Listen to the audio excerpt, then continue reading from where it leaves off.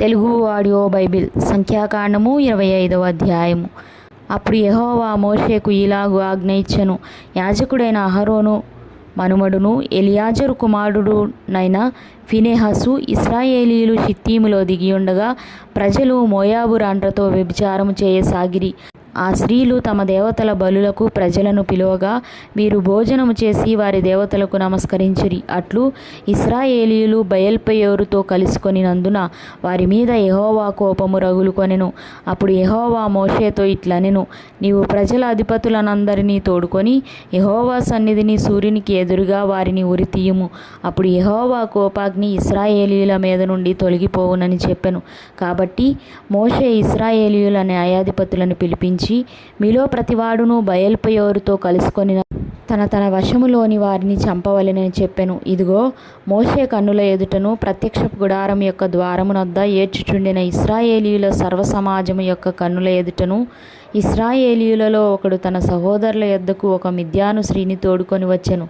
యాజకుడైన అహరోను మనుమడును ఎలియాజరు కుమారుడునైన ఫినెహాసు అది చూచి సమాజము నుండి లేచి ఈటెను చేత పట్టుకుని పడకచోటికి ఆ ఇశ్రాయేలీయుని వెంబడి వెళ్ళి ఆ ఇద్దరిని అనగా ఆ ఇశ్రాయేలీయుని ఆ స్త్రీని కడుపులో గుండా దూసిపోవునట్లు పొడిచెను.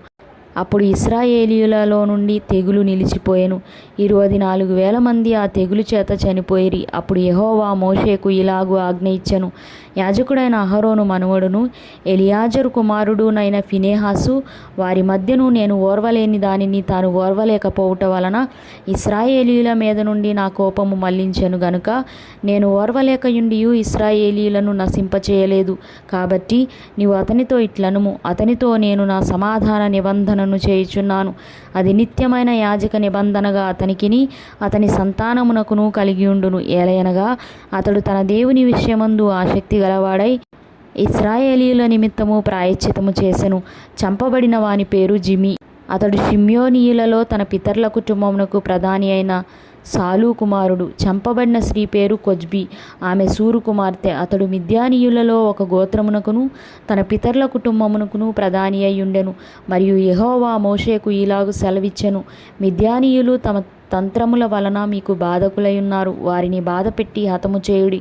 వారి తంత్రములు చేసి పెయోరు సంతతిలోను తెగులు దినమందు పెయోరు విషయంలో చంపబడిన తమ సహోదరియు మిద్యానీయుల అధిపతి కుమార్తెయునైన కొజ్బీ సంగతిలోను మిమ్మును మోసపుచ్చిరి.